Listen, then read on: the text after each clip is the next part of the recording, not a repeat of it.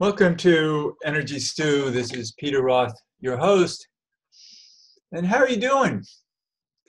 Maybe you'd like to know more about how you're doing. And the best way to find out outside of your own consciousness is perhaps the consciousness of others. How about others who are really good at tuning in and learning from their own tuning in about you and how to help you.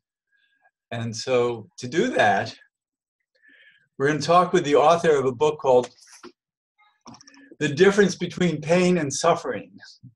And that's to help us understand our journey better. And she's a wonderful medical intuitive. Her name is Catherine Carrigan. Catherine, welcome to Energy Stew. Oh, Peter, thank you so much for listening and for having me on your show. And everybody, thank you out there for listening. And my prayer is that this show gives you great information that will uplift you and inspire you so that you can get out of pain and relieve suffering more quickly. Well, one thing I really love about your book is that there's so much help in it. It's loaded with information about juicing, about the proper exercises to do, movements, body movements, and so many other things. And we'll talk about a lot of what you have to say and teach and help us understand. So let's start off talking about the difference between pain and suffering, because that gets to the quick, I think, of what we're dealing with. Well, I first have to start with a story because, we all love stories. And like Peter, I live my life intuitively. And one day I was driving down the road like we do. It was a long, boring drive.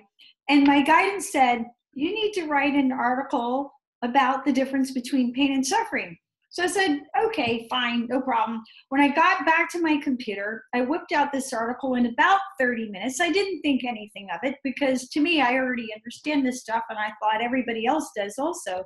Well, it turned out that somebody reads that article literally every day of my life. And what I realized is that there are a lot of people really wanting to understand the difference. What is pain? What is suffering?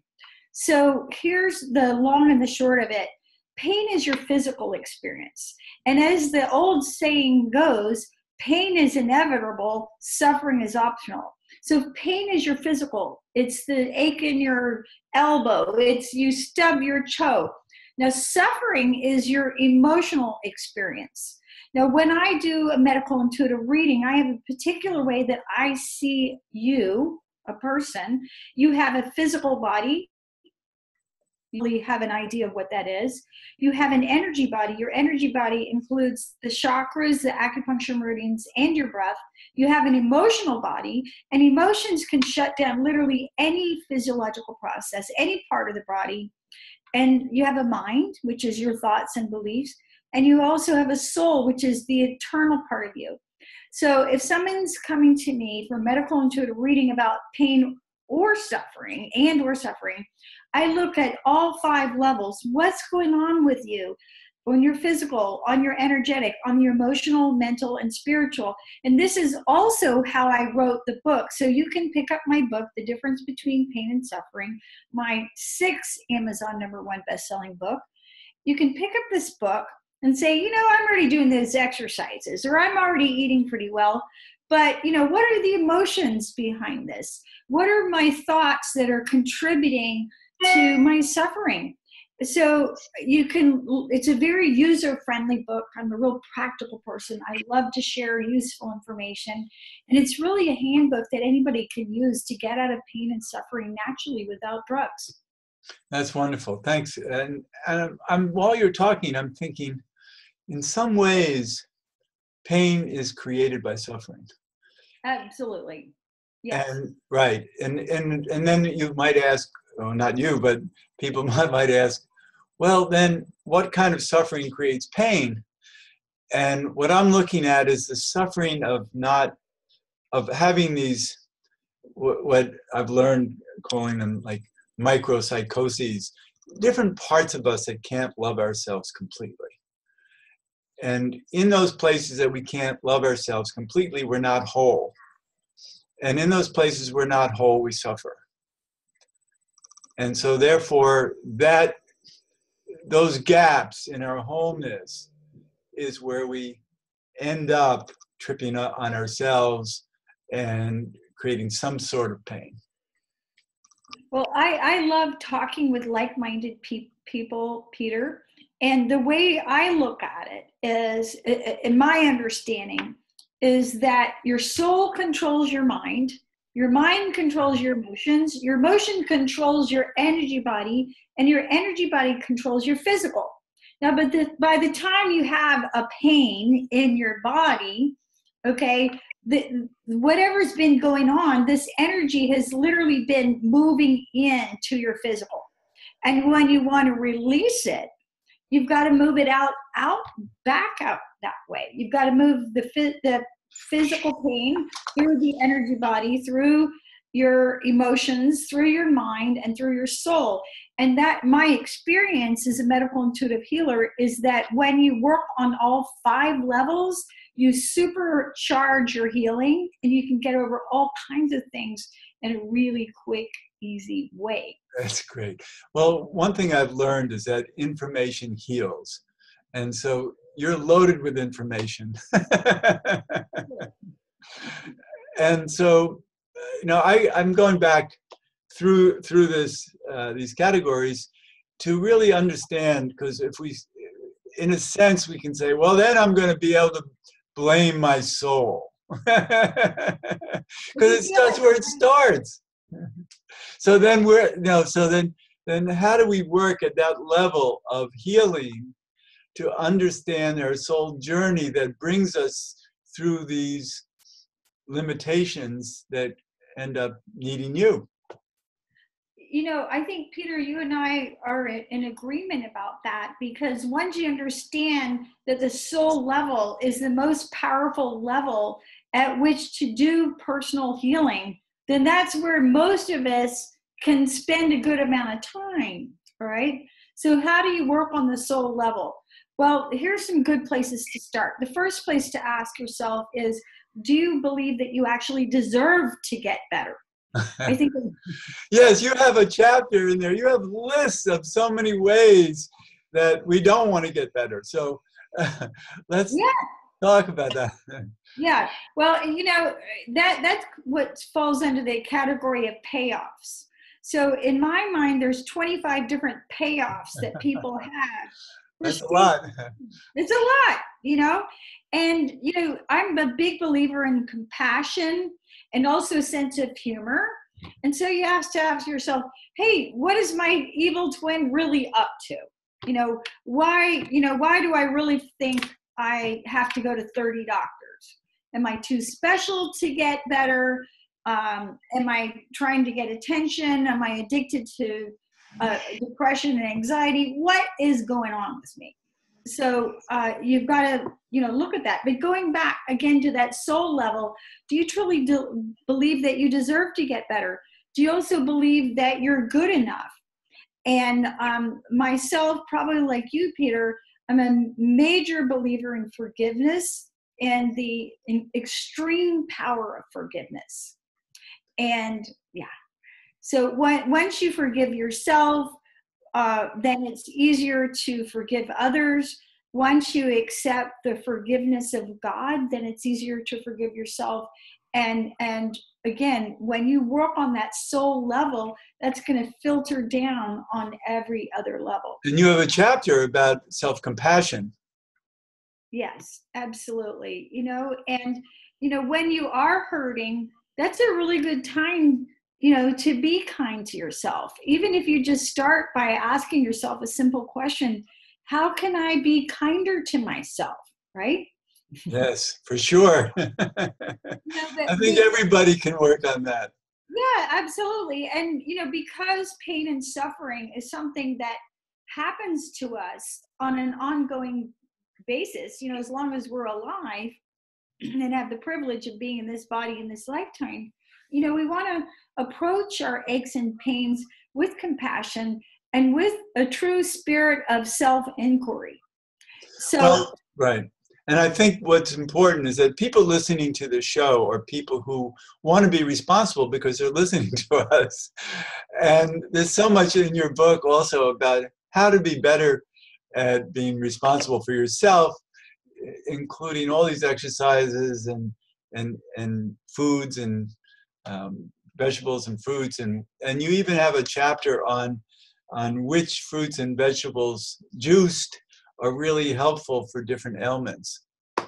yes. And if you're going to ask me, okay, quick and dirty, if you're listening and you're in pain, what do you do? Well, first thing you want to do on a physical level, you want to eat an anti-inflammatory diet. And I have a chapter in the book called Nobody in Their Right Mind Eats Cats. Okay. So I was trying to come up with a good way to explain this to my clients. And so I came up with this great sentence: nobody in their right mind eats cats. Well, what are cats? Cats are foods that cause inflammation in the body. So if you have pain, by definition, you have inflammation. So you can turn up or turn down your own inflammation by what you eat and by what you don't eat. So cats, caffeine, alcohol, tobacco, sugar, these are all pro-inflammatory foods. And then what I refer to as the friends of cats: fried foods and gluten. Now, just like actual cats, if you think you're in charge of cats, you're wrong. Okay, right, true. Cats Yes, you're have their not. own life. No. So what you want to do is you want to focus on an anti-inflammatory diet. So what is that? Like Peter said, juices, smoothies, distilled water, fruits and vegetables, right? Eating good fat in your diet. Right. And I've had to really focus on that because of my blood type. I found out not long ago, even though I've been dealing with it, with the same blood type all my life, of course, that I'm an AB blood type, and we have 26% more inflammation in our systems than any other blood type. Wow. Very interesting. Yeah. Yeah. So it's been an uphill battle, and I'm very strict about taking care of it properly. Yeah. So if somebody's going to come to me and they've got pain, I'm going to start by, talking to them about the cats and about their diet. Now, the second thing I'm going to do is I'm going to just find the emotion. All right. So the thing about emotion that's so interesting, as I'm sure you've experienced also, Peter, is that until and unless you resolve the emotional issues that are causing the suffering and the pain, you're going to be running around constantly trying to make yourself feel better. So I have a good story about this. So probably about 3 years ago, I was in the process of breaking up with my fiance. And anybody's ever broken up with anybody, there is no more painful experience. It's just, maybe there is, but it's pretty painful whenever you go through a breakup. And I was practicing my yoga, and I was doing a full back bend, a wheel. I come out of the wheel and I look over at my left wrist, and I had a huge bump on my left wrist, a ganglion cyst, and it hurt like the dickens. It was like, oh man, it really hurt. Well, anyway, what was the emotion behind that? The emotion was resentment. So I found a flower essence, Dagerhagia, by Australian Flower Essences.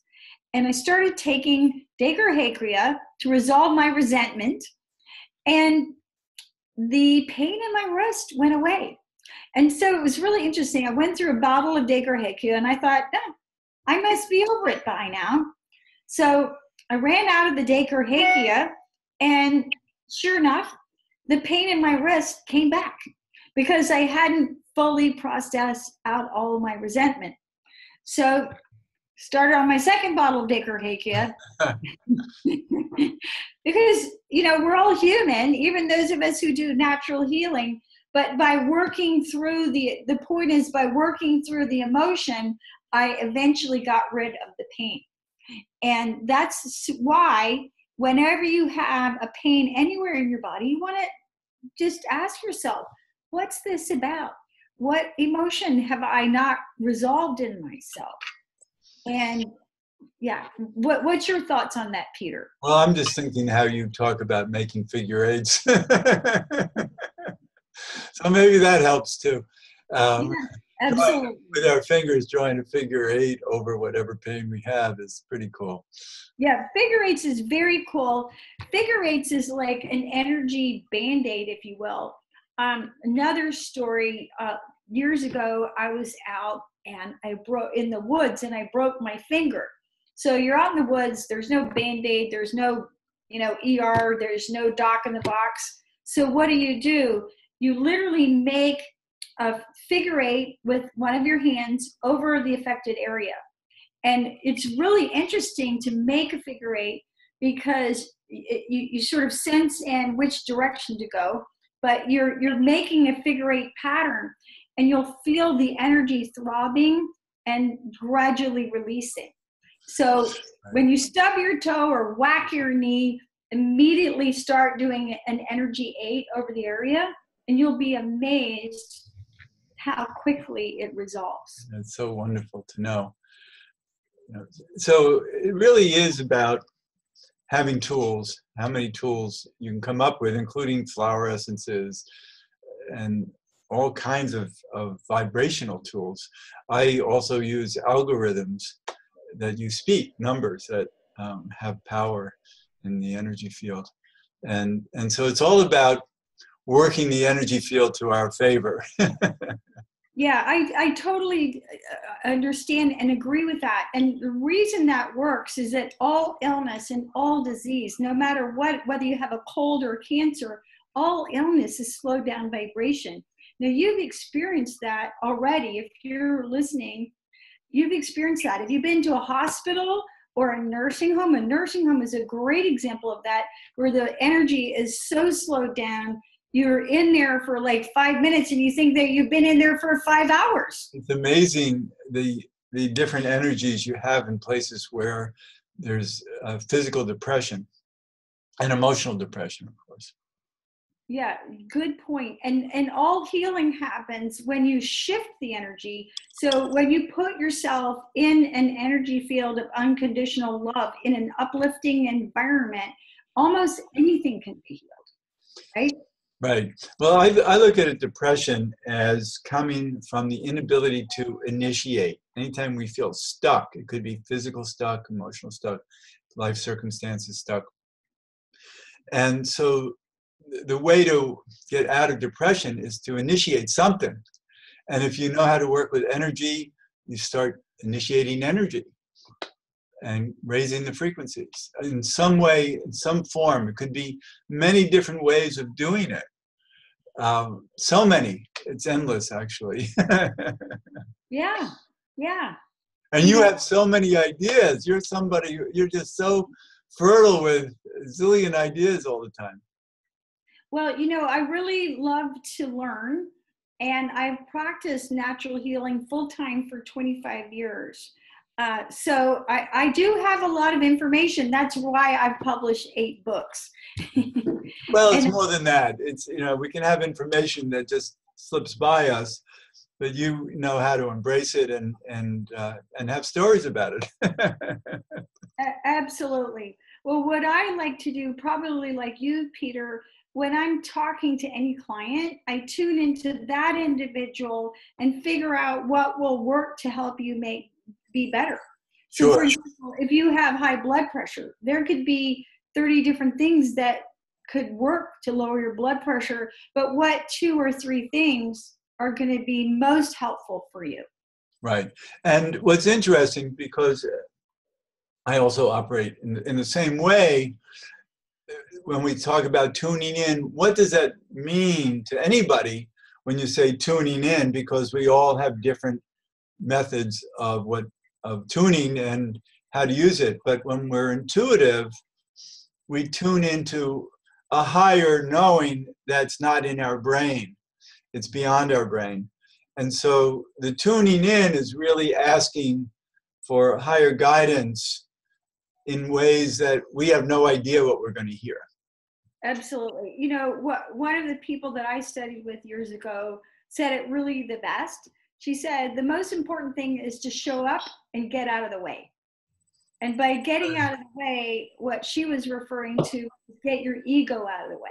And our minds, get our ego, Absolutely. our minds out of the way, which thinks we know something.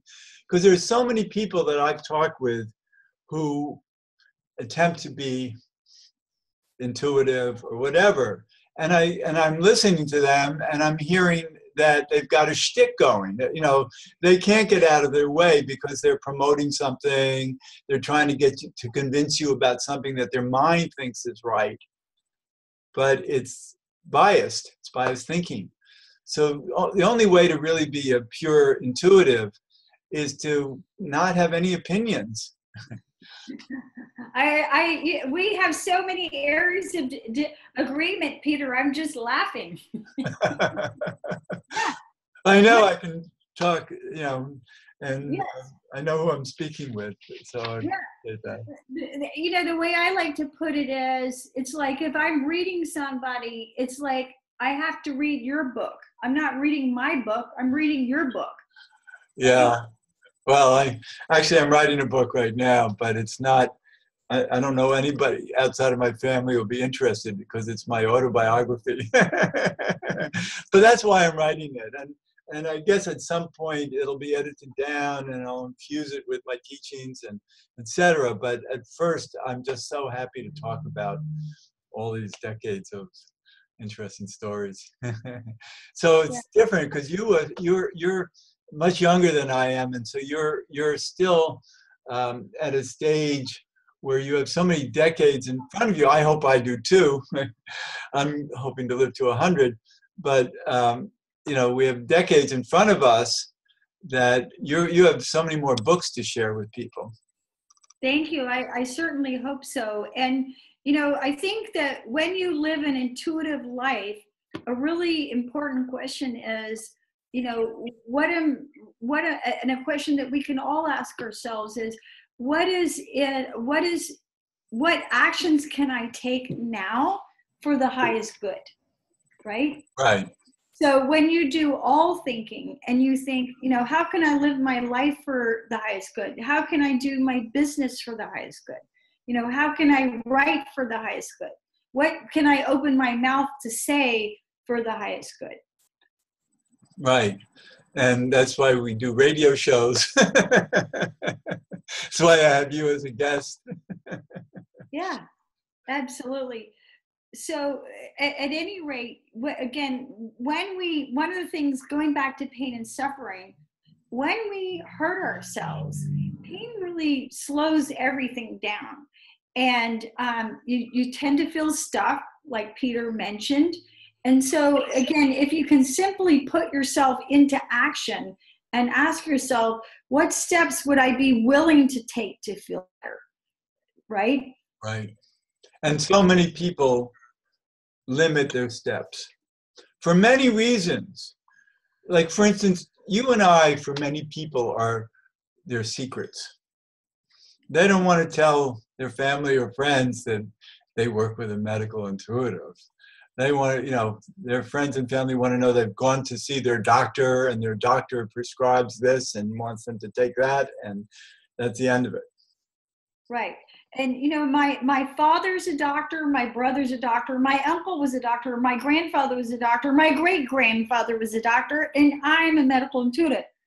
And so what I say to people is, I have great respect for the medical profession. They are our friends, and, they can really help us tremendously. However, most of my clients, probably like yours, they've already been to the doctors. They've been to the physical therapist, the psychiatrist, the psychologist, the shaman, and massage therapist and personal trainer. We're the last resort. Exactly. And so just realize that if you're really stuck, it's because you're missing something on some level that you're not able in this moment to see. Right. And, when you work with somebody. But that's being wise enough to know that's the problem. Go ahead. I'm sorry. Yeah, absolutely. Yes. So, if you've worked with the doctors for a year and nothing's getting better, well, then maybe it's a problem that is not actually medical. Right. You know, or then again, we can redefine what medical intuition means, is that we're not replicating the doctors. We're seeking the deeper soul answers that have to do with the energy field and, you know, all the holistic applications. yes, I completely understand. And again, we want to have compassion for the doctors. They are doing their best. My brother, who's an ophthalmologist, I love him. He's brilliant. He sees 50 to 60 people a day. Well, Wow. he's, you know, he as wonderful as he is, he doesn't take the time that I do with people, communicating with them, listening to them, explaining things to them, and helping you to have compassion for yourself in a way, and to see yourself in a way that maybe you have not ever seen yourself before. Exactly. So it's the deeper stuff that people want to learn about themselves to help themselves. Absolutely. Absolutely. And that's why they're listening to this show. Yeah, absolutely. So we're getting near the end, and I want people to know how to find you. You have a website, right? Yeah. So you can, I've got a couple of websites actually, CatherineCarrigan.com. My name is CatherineCarrigan, CatherineCarrigan.com, UnlimitedEnergyNow.com. And I'm the host of the Natural Healing Show for UK Health Radio. You can watch the archives on YouTube. And so lots of information on YouTube. Because I really want to empower people and teach you how you can heal yourself. And the biggest thing about natural healing, I think, is that it helps you to put the power back with yourself, so that you realize that you can help yourself feel better. And when you realize that you get to choose how you feel mentally, physically, and spiritually, you no longer feel stuck. You have action steps to take.